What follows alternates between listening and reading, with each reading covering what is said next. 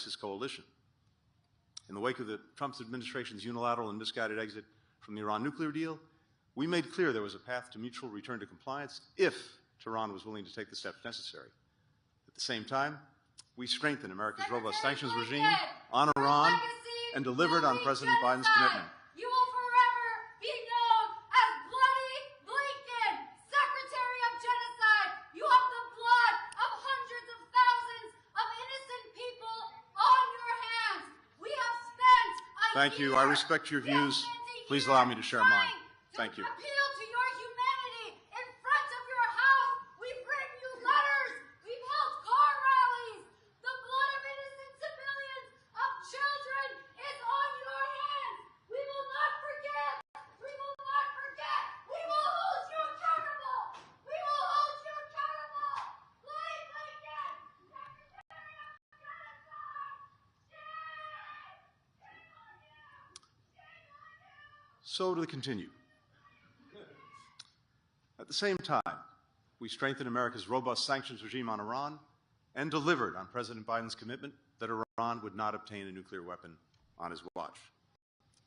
Finally, we made significant progress toward a comprehensive agreement that would strengthen our strategic partnership with Saudi Arabia and normalize relations between Saudi Arabia and Israel.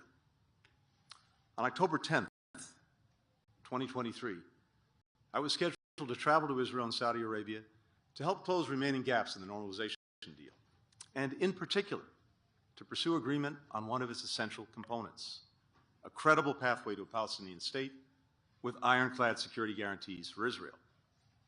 But on October 7th, Hamas attacked Israel, unleashing the deadliest days for Jews since the Holocaust. Hamas killed more than 1,200 men, women, and children, torturing, maiming, sexually assaulting many of its victims. The overwhelming majority of Hamas's victims were civilians. They included citizens from more than 30 countries, among them 46 Americans. Hamas also took more than 250 people hostage, including some 30 children and 12 Americans. 7 of those Americans remain hostage to this day. Now, the timing of Hamas's attack was no accident. Israel's growing integration in the region, the prospect of normalization with Saudi Arabia, posed an existential threat to Hamas's power, its ambitions to dominate the Palestinian political landscape, its raison d'etre, which is the rejection of 2 states and the destruction of Israel. As notes recovered from meetings of Hamas's top officials would later reveal, Hamas sought to spark a regional war that would derail this agreement, knowing that doing so would inflict immense suffering on civilians on all sides, including the Palestinian people whose interests they claim to represent. In the wake of the attack, President Biden made clear the United States' unwavering commitment to help Israel defend itself and prevent another October 7th. He asserted his determination to avert a broader regional conflict with all the death and destruction that would bring. He took immediate steps to deter further aggression and prevent the conflict from spreading, deploying 2 of our largest aircraft carrier battle groups, fighter jets, warships, a guided missile submarine, and troops to the region. And he pledged unrelenting efforts to secure the release of the hostages. He became the first U.S. president to travel to Israel in wartime, telling the Israeli people directly, "You are not alone." He reminded Israel that while the country had a right, indeed an obligation, to defend itself, how it did so mattered. It was imperative to protect civilians and provide them with humanitarian assistance. These are the goals that I've worked to advance over a dozen trips to the region since October 7th.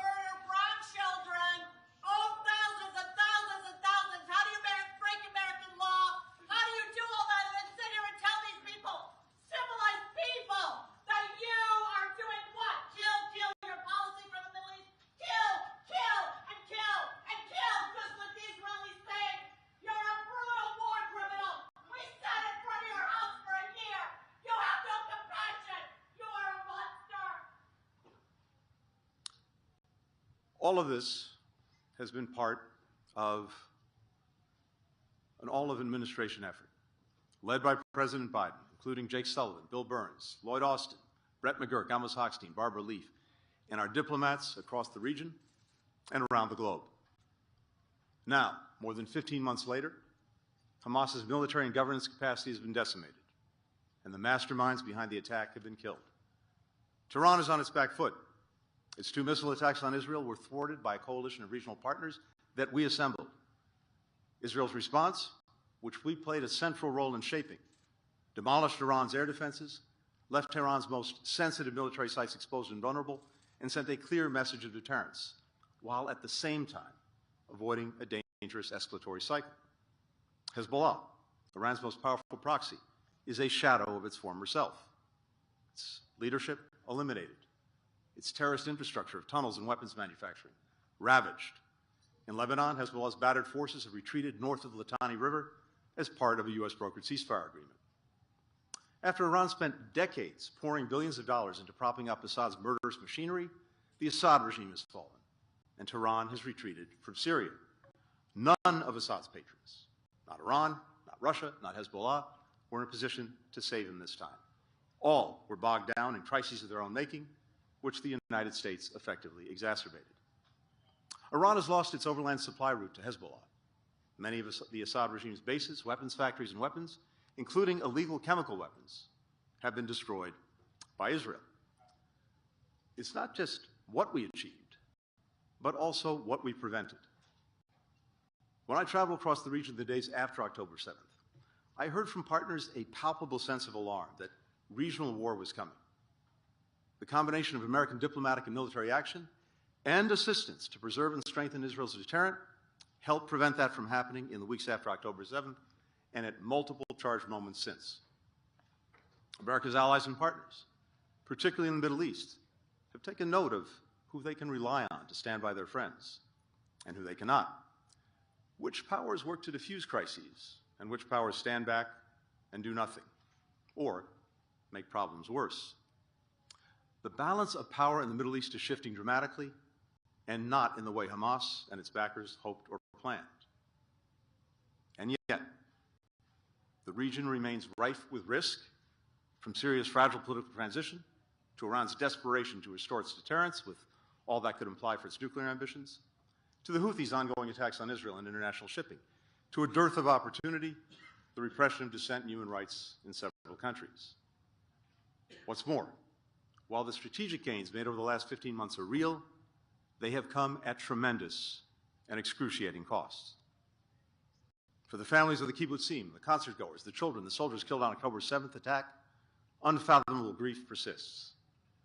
For those with loved ones and friends still being held hostage, every day brings more anguish from not knowing if their loved ones are suffering or even alive. The ongoing humanitarian crisis in Gaza has inflicted immeasurable suffering on Palestinian civilians, children, women, men, trapped in a conflict they did not start and are powerless to stop.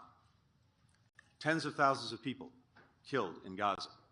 Nearly the entire population has lost a loved one. Nearly the entire population is enduring hunger. Nearly the entire population, some 2 million people, has been displaced, many multiple times. Most have no home to go to, as so many homes in Gaza have been damaged or destroyed. Gaza is one of the most dangerous places in the world to be a child, to be a civilian, to be a journalist. And as always happens in conflicts, the more people suffer, the less they feel empathy for the suffering of those on the other side. Throughout the Arab and Muslim worlds, large majorities believe that October 7th didn't happen, or if it did, that it was a legitimate attack on Israel's military. In Israel, there is almost no reporting on the conditions in Gaza and what people there endure every day. This dehumanization is one of the greatest tragedies of the conflict. The late Cardinal Martini once spoke of our need to be able to experience shared sorrow. It helps us salvage from moments of loss and despair a sense of common humanity. Without it, we lose one of the most crucial foundations for reconciliation and eventually coexistence. For the United States, a country with unique global engagements and responsibilities, the conflict has put our personnel, our facilities, our assets at greater risk, stretched our force posture, stockpiles, and readiness. Terrorist groups are exploiting the crisis in Gaza to try to boost recruitment and foment anti-American sentiment. Autocrats have cynically used the conflict to justify their aggression and atrocities and to advance their efforts to challenge the international rules and principles that safeguard American interests and values. And of course, it's divided our communities, from college campuses to houses of worship to families. Given the costs, especially the human costs, we have a responsibility to ensure that the strategic gains of the last 15 months endure and lay the foundation for a better future.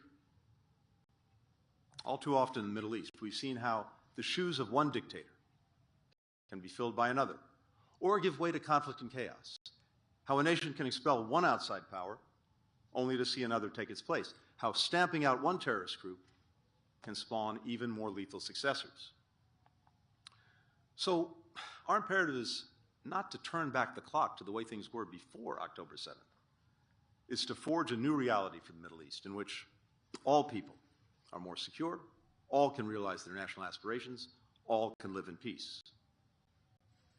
Is that hard to achieve? Yes. Peace in the region always has been. For over 450 days, Israel has committed genocide against the Palestinian people. We have sent over $25 billion to Israel in the past year. That's $70 of all of our money. $70 that we are using to send weapons, send bombs, and genocide. Blinken, you lied on May 10th to Congress. You lied. ProPublica looked it up. May 10th.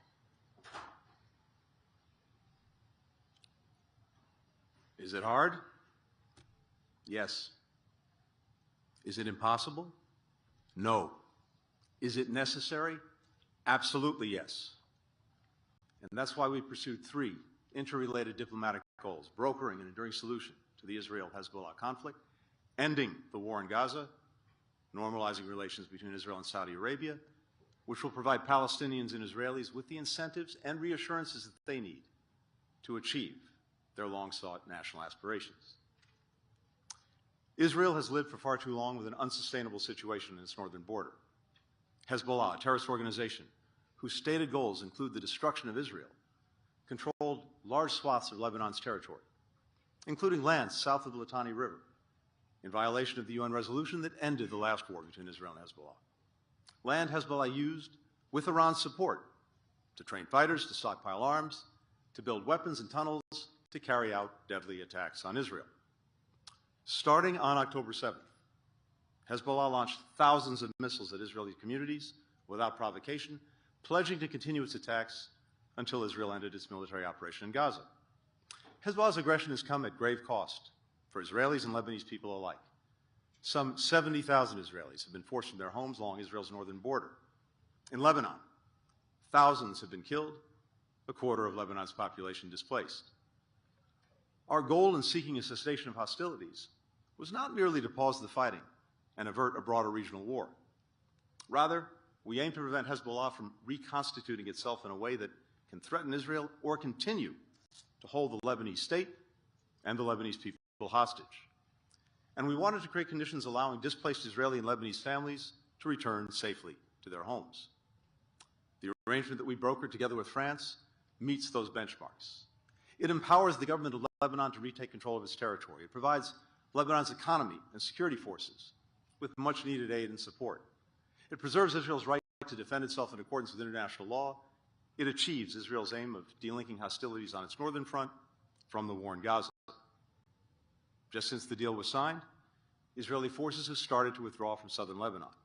The Lebanese military is deployed in their place to ensure that remaining terrorist infrastructure is removed and Hezbollah does not return.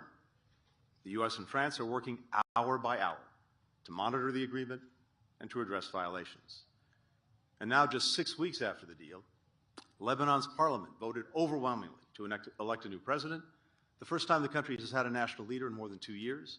Just yesterday, it elected a new prime minister. Both are important steps to becoming a secure, sovereign, and successful nation, and to meeting the needs of the Lebanese people. Second, we sought to end the war in Gaza in a way that will lay the foundation for enduring peace as well as to advance the legitimate aspirations of Israelis for lasting security and Palestinians for an independent, viable state of their own. 1 month into the conflict, at a meeting of G7 foreign ministers in Tokyo, I outlined principles that the United States saw as essential to achieving these goals. The principles included a Gaza never again ruled by Hamas or used as a platform for terrorism or other violent attacks. New Palestinian-led governance, with Gaza united with the West Bank under the Palestinian Authority. No Israeli military occupation of Gaza or reduction of Gaza's territory. No attempt after the conflict to besiege or block it. And no forcible displacement of Gaza's population. These principles also called for establishing a sustained mechanism for Gaza's recovery and reconstruction, and for creating a pathway toward Israelis and Palestinians living side by side in states of their own, with equal measures of security, freedom, opportunity, and dignity. Now, we and our partners recognize that we wouldn't be able to achieve these goals overnight.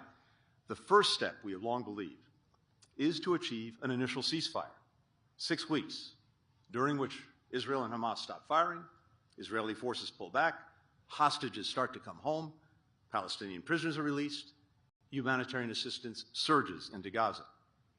It will also create space for finalizing a day-after plan to allow the full withdrawal of Israeli forces, to make the ceasefire permanent, and to bring the remaining hostages home. Once we assessed that Israel had achieved its main objective in Gaza of ensuring that Hamas was incapable of carrying out another October 7th, President Biden publicly set out his detailed ceasefire plan. We went around the world building support for the proposal. The UN Security Council swiftly adopted a resolution supporting it, with 14 members voting for it, not a single member voting against it. The Arab League, countries in the region and beyond, all affirmed their support.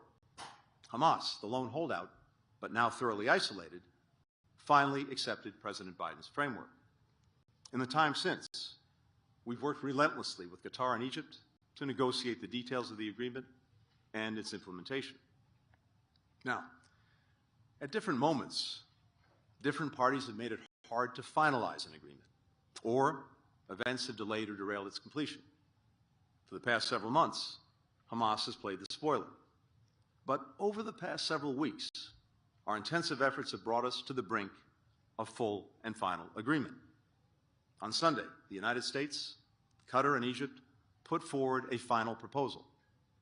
The ball is now in Hamas's court. If Hamas accepts, the deal is ready to be concluded and implemented. I believe we will get a ceasefire. And whether we get there in the remaining days of our administration or after January 20th, I believe the deal will follow closely the terms of the agreement that President Biden put forward last May and our administration rallied the world behind. Now, from the outset, we also recognized that we couldn't afford to wait until a ceasefire to plan for what would follow it. For many months, we've been working intensively with our partners to develop a detailed post-conflict plan that would allow Israel to fully withdraw from Gaza, prevent Hamas from filling back in, and provide for Gaza's governance, security, and reconstruction, drawing on the principles that I originally set out in Tokyo. We will hand off that plan to the Trump administration to carry forward. But let me share a few of its core elements this morning. We believe that the Palestinian Authority should invite international partners to help establish and run an interim administration with responsibility for key civil sectors in Gaza, like banking, water, energy, health, civil coordination with Israel. The international community would provide funding, technical support, and oversight. The interim administration would include Palestinians from Gaza and representatives from the PA, selected following meaningful consultation with communities in Gaza, and would hand over complete responsibility to a fully reformed PA administration as soon as it's feasible. The administrators would operate in close cooperation with a senior UN official who should oversee the international stabilization and recovery effort. An interim security mission would be made up of members of partner nation security forces and vetted Palestinian personnel. Its responsibilities would include creating a secure environment for humanitarian and reconstruction efforts and ensuring border security, which is crucial to preventing smuggling that could allow Hamas to rebuild its military capacity. We would stand up a new initiative to train, to equip, to vet a PA-led security force for Gaza to focus on law and order and gradually take over for the interim security mission. These arrangements would be enshrined any UN Security Council resolution. Some of our partners have already expressed their willingness to contribute troops and police for such a mission. But if, and only if, it is agreed that Gaza and the West Bank are reunified under a reformed PA as part of a pathway to an independent Palestinian state. And therein lies the rub. Reaching agreement will require all parties to summon the political will, to make hard decisions, to make hard compromises. Key regional and international actors will need to fully commit to supporting Palestinian-led governance and preventing Hamas's return. The PA will need to carry out swift, far-reaching reform to build more transparent, accountable governance, continuing a process that it began last year. Israel will have to accept reuniting Gaza and the West Bank under the leadership of a reformed PA. And all must embrace a time-bound, conditions-based path toward forming an independent Palestinian state. These principles are mutually reinforcing. Time-bound because no one will believe or accept an endless process. Palestinians need and deserve a clear and near horizon for political self-determination. Conditions-based because while Palestinians have a right to self-determination, with that right comes responsibility. No one should expect Israel to accept a Palestinian state that's led by Hamas or other extremists, that's militarized or has independent armed militia, that aligns with Iran or others who reject Israel's right to exist, that educates and preaches rejectionism, or that, unreformed, becomes a failed state. Israelis must decide what relationship they want with the Palestinians. That cannot be the illusion that Palestinians will accept being a non-people without national rights. 7 million Israeli Jews and some 5 million Palestinians are rooted in the same land. Neither is going anywhere. Israelis must abandon the myth that they can carry out de facto annexation without cost and consequence to Israel's democracy, to its standing, to its security. Accepting a time-bound, conditions-based approach for Palestinian statehood will provide the political horizon that regional and international actors need to contribute the security forces and financial support necessary to help new Palestinian leaders govern, secure, and rebuild Gaza. Some in Israel argue that accepting a political horizon for the Palestinians would reward Hamas for October 7th.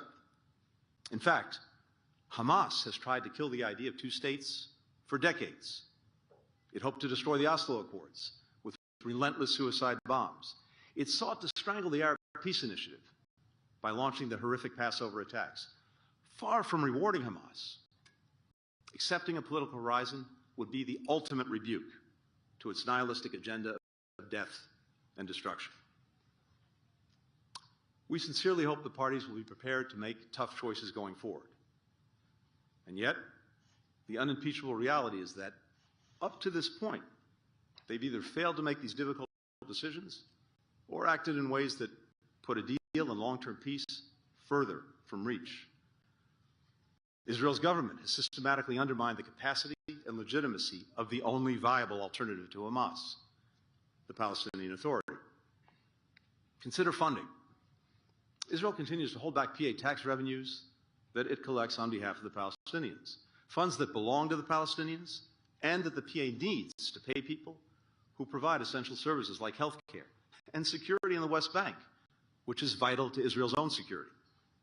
Just this week, U.S. engagement led Israel to agree to unlock hundreds of millions of dollars in PA tax revenues, a welcome step. But these funds never should have been withheld in the first place. And Israel continues to hold more than $500 million in tax revenues that the PA urgently needs and the Palestinians are entitled to. In the West Bank, Israel is expanding official settlements and nationalizing land at a faster clip than any time in the last decade, while turning a blind eye to unprecedented growth in illegal outposts. Violent attacks by extremist settlers against Palestinian civilians have reached record levels. We've long made the point to the Israeli government that Hamas cannot be defeated by a military campaign alone, that without a clear alternative, a post-conflict plan, and a credible political horizon for the Palestinians, Hamas, or something just as abhorrent and dangerous, will grow back. That's exactly what's happened in northern Gaza since October 7th. Each time Israel completes its military operations and pulls back, Hamas militants regroup and reemerge because there's nothing else to fill the void. Indeed, we assess that Hamas has recruited almost as many new militants as it has lost. That is a recipe for an enduring insurgency and perpetual war.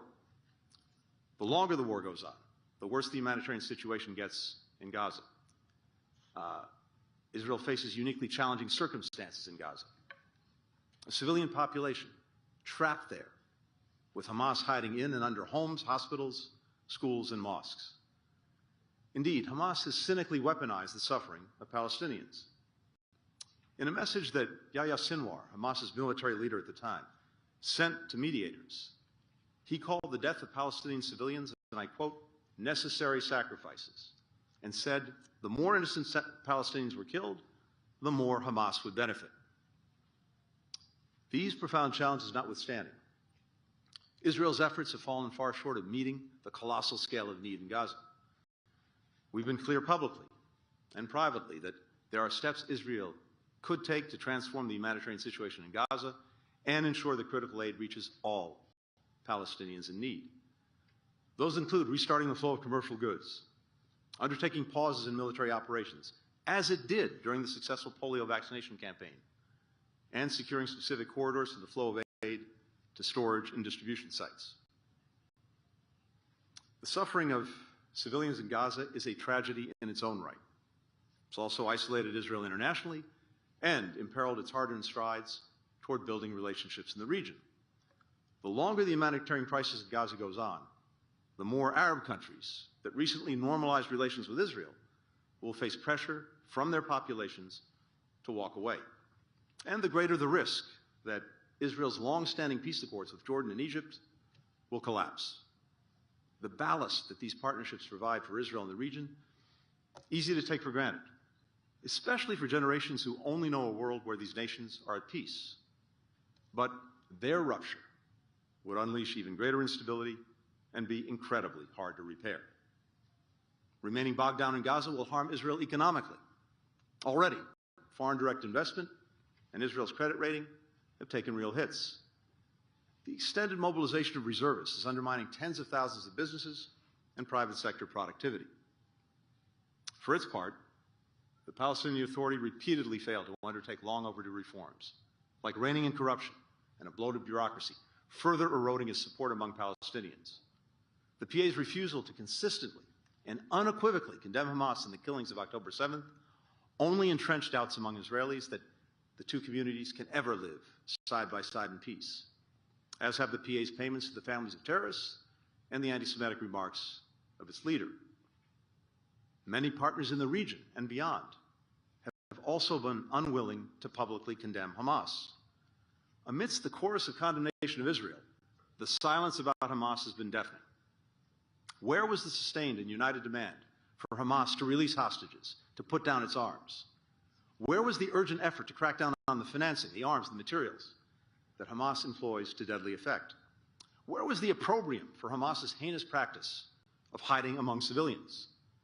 Had countries around the world applied this collective pressure, Hamas's leaders might have been forced to make different decisions many months ago, and massive suffering might have been averted.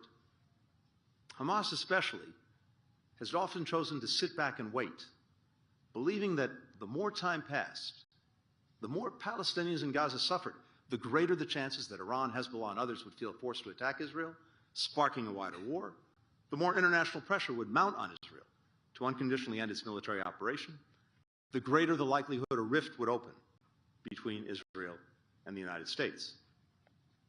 For its part, Israel has pursued its military campaign past the point of destroying Hamas's military capacity and killing the leaders responsible for October 7th, convinced that unrelenting military pressure was required to get Hamas to accept a ceasefire and hostage deal on Israel's terms. And Israel has held firm to the belief that any deviation from its intensive military effort would be interpreted by Hamas as a sign of weakness or declining will. Some have questioned whether a different policy and approach would have changed this dynamic, whether we put too much pressure on Israel, on Hamas, on Iran, or not enough. We have debated these questions vigorously within the administration, within the State Department, where we benefited from a range of different views. Some believe, by privately and publicly seeking to restrain and reshape Israel's military operations, we held it back from inflicting even greater damage on Iran, on Hamas, on Hezbollah, on other adversaries. Others believe we enabled the Israeli government to pursue a military campaign that was disproportionate, self-defeating, and counter to U.S. interests. It is crucial to ask questions like these, which will be studied for years to come. I wish I could stand here today and tell you with certainty that we got every decision right. I cannot. I wish I could tell you that leaders in the region always put their people's interests ahead of their own interests. They did not. But what I can tell you is this. First, we continue to believe the best way to create a more stable, secure, and prosperous Middle East and deal a lasting blow to Iran, Hamas, Hezbollah, and the entire so-called axis of resistance is through forging a more integrated region. And the key to achieving that integration, now more than ever, is ending this conflict in a way that realizes the long-standing aspirations of both Israelis and Palestinians to live with peace and security in states of their own. Second, as much influence as the United States wields in the Middle East, we can't dictate outcomes. In the end, whether the region takes the path toward greater integration will ultimately come down not to us, but to the decisions of its leaders and the decisions of its people. Finally, we stand here today with a historic window of opportunity still open. While seizing it cannot bring back the innocent Israeli and Palestinian lives lost, it will prevent more lives from being taken. It will break the cycle of violence and bloodshed. We must not squander this chance. Israel's most deep-rooted desire from its founding has been to be accepted and treated as a normal state in the region and the world, with all the rights and responsibilities that implies. At the same time, in Israeli hearts and minds lies the conviction that past efforts at peace have been met with rejection, violent resistance, greater insecurity, with Camp David leading to the Second Intifada, the unilateral withdrawals from Lebanon and Gaza, leading to Hezbollah and to Hamas. In the wake of October 7th, convincing Israelis otherwise will be a necessary and major undertaking. The prospect of normalization between Israel and Saudi Arabia represents the best opportunity to achieve the long-sought goal of Israel's greater integration in the region. And it's also the best incentive to get the parties to make tough decisions necessary to fully realize the aspirations of both Israelis and Palestinians and cut the Gordian knot that has held back progress up to this point. Much of the heavy lifting for normalization is complete, including negotiations on complex U.S.-Saudi elements of an agreement. These elements include a strategic alliance agreement that establishes Saudi Arabia as a treaty ally of the United States, a defense cooperation agreement that enhances military coordination and builds integrated capabilities, an energy agreement that includes civil nuclear cooperation, and an economic agreement to bolster bilateral trade and investment. For both sides, October 7th has raised the stakes of the normalization deal. For Saudi Arabia, advancing efforts to realize Palestinian self-determination was always a key component. But now, the need to end the war in Gaza and for a credible road to Palestinian statehood is all the more urgent for Riyadh. For Israel, October 7th and its aftermath have underscored that a more integrated region and security architecture can best address threats to its security and isolate its enemies. That is exactly what we saw in April and again in October when, with U.S. leadership, partners in the region and beyond came together in an unprecedented way to help defend Israel against Iran's unprecedented direct missile attacks. It also speaks to what the world could do to put Iran's nuclear program back in a box and ensure that Tehran never has a nuclear weapon. In 2021, a team of documentary filmmakers traveled around Gaza asking children a simple question: what is your dream? Many of the kids they interviewed looked to be 5 or 6 years old, about the same age as my own kids. A little girl dreamed of becoming a doctor. Why? The interviewer asked. To treat people in war, she said. A boy dreamed of becoming a pilot so that he could fly people out of the place where they were, so they could see the world, so they could be happy.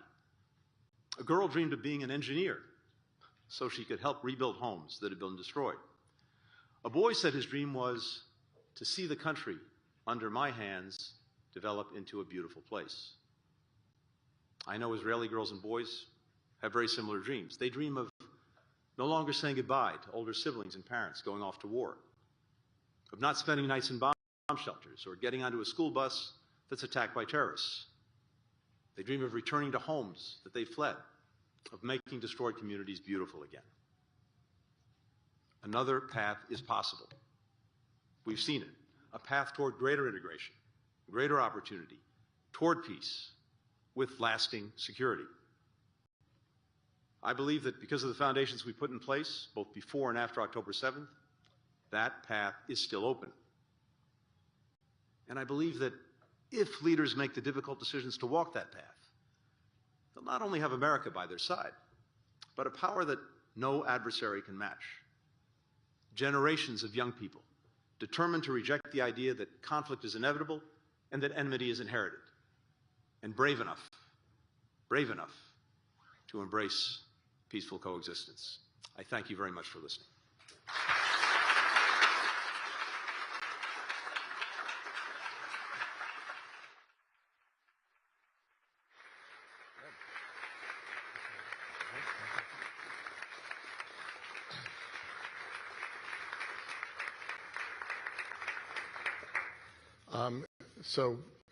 Secretary Blinken, thank you. That was an important speech. And I think it will be remembered as such, looking at everything from the future of Gaza to the future of the entire Middle East and a path. So we don't have much time, but I want to ask you a couple of questions that deals with what's in that speech. First of all, on the issue of Gaza, there were reports this morning that Hamas had accepted the ceasefire. I wonder if you can comment on that.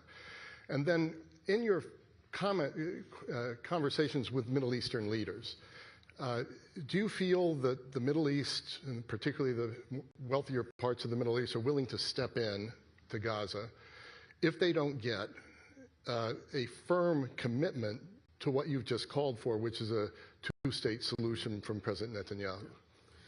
So, on the agreement, Fred, as I said, it's right on the brink. It's closer than it's ever been before, but right now, as we sit here, we await final word from Hamas on its acceptance. And until we get that word, we'll remain on the brink. That could come any time. It could come in the hours ahead. It could come in the days ahead. That's what we're looking for. But what we've done over the last weeks, and especially over the last days, has put it right there. And the deal is there. It's ready to be fully and finally accepted. It's ready to be implemented. But right now, we've got to wait to get a final word from Hamas. In terms of what other countries would do, look, we've been talking with partners around the region and beyond for many months, as I said, to make sure that we were prepared for when we finally got a ceasefire. And what's clear is that while, of course, there's an ongoing determination to do whatever countries can for the humanitarian needs of Palestinians who are caught in this horrific crossfire of Hamas is making, in terms of actually investing in the future of Gaza, in its reconstruction, in security, countries will be very reluctant, absent some kind of clear political horizon. Because in their view, and it's a view that I share, absent that, they're simply going to be investing in something that only is going to end up right back where it is now at some point in the future.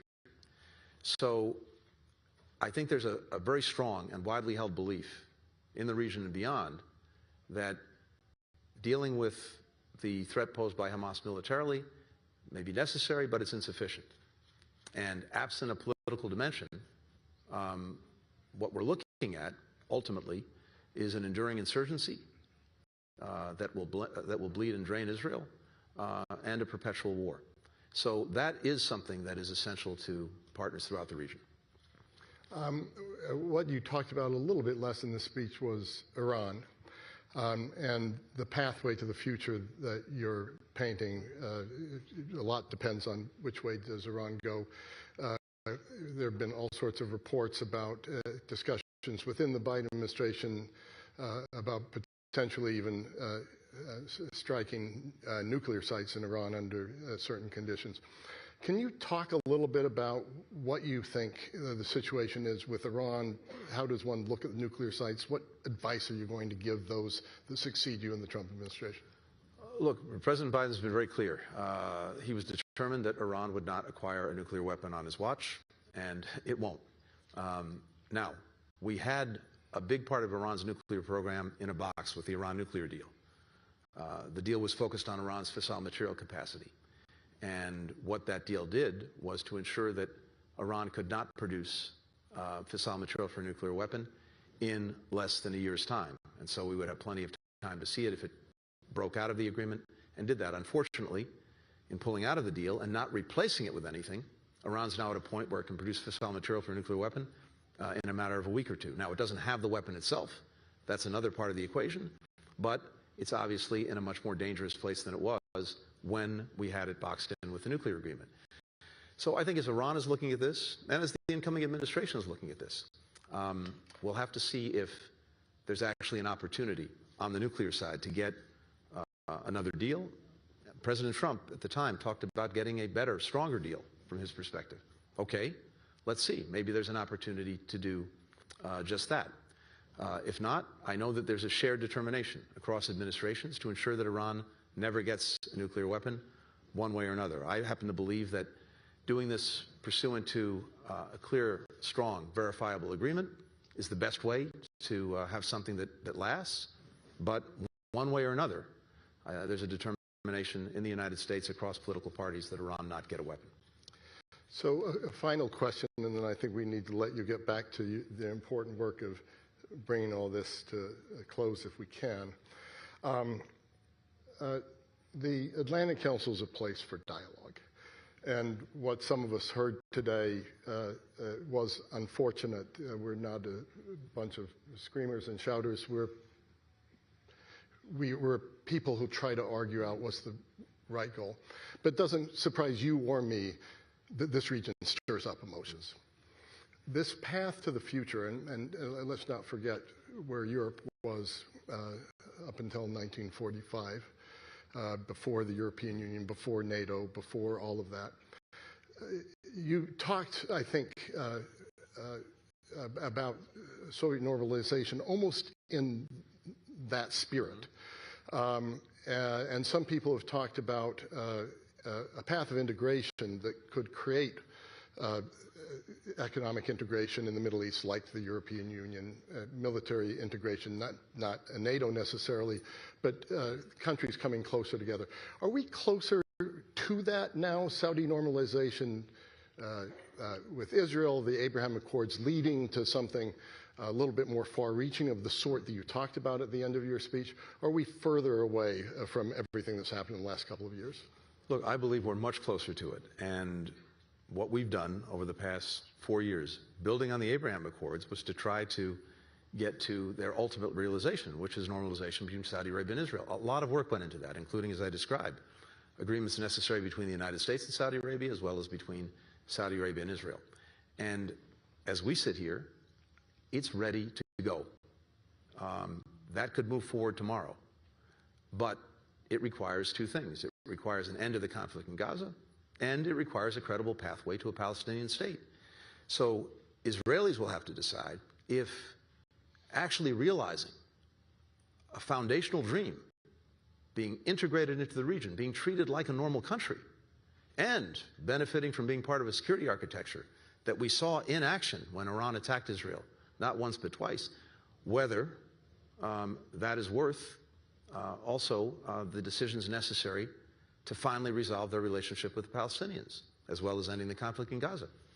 That's a decision that only they can make. And of course, as I described, especially given the history, especially given October 7th, the realization of Palestinian statehood, which is a necessary imperative, has to come with ironclad security guarantees with Israel. But that's the choice. That's the choice. And I believe it's there. Now, in this moment, because societies are so traumatized, Israelis and Palestinians, it's incredibly hard to have that conversation.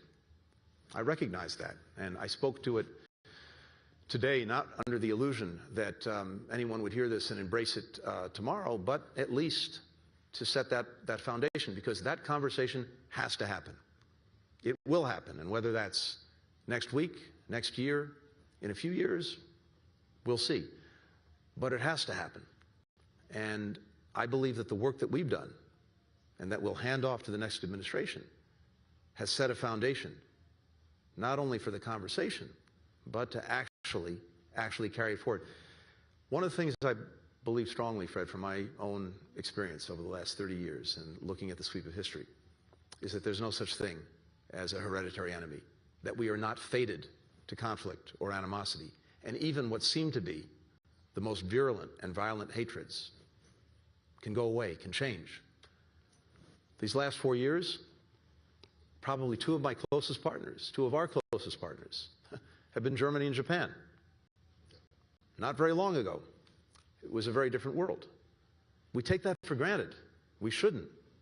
We need to be reminded of that, motivated by that, because it tells us that none of this is fated or predetermined. We have the capacity to change. We have the capacity to build peace, to find lasting security. But it takes will. It takes hard choices, hard decisions, risk. And ultimately, we can try to lay out the path, but others have to walk it. We'll do everything we can to support them if they do that. Thank you so much for that message, and particularly that message at the Atlantic Council, which you know was created and stands for the resolution of these sorts of conflicts and moving into a far better place. And just as we worked on those issues for Europe, we're working on those issues for the Middle East as well. So I ask everyone in the audience to please join me, not just in thanking Secretary Blinken for today, and not just in thanking him for his work during the administration, but really a lifetime of public service. Thank you so much. Thank you.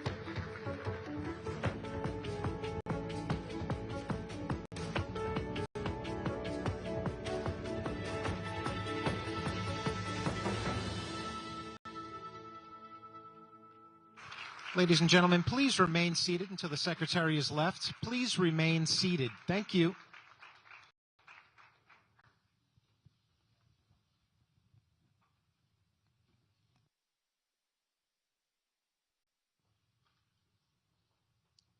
Thank you for your patience.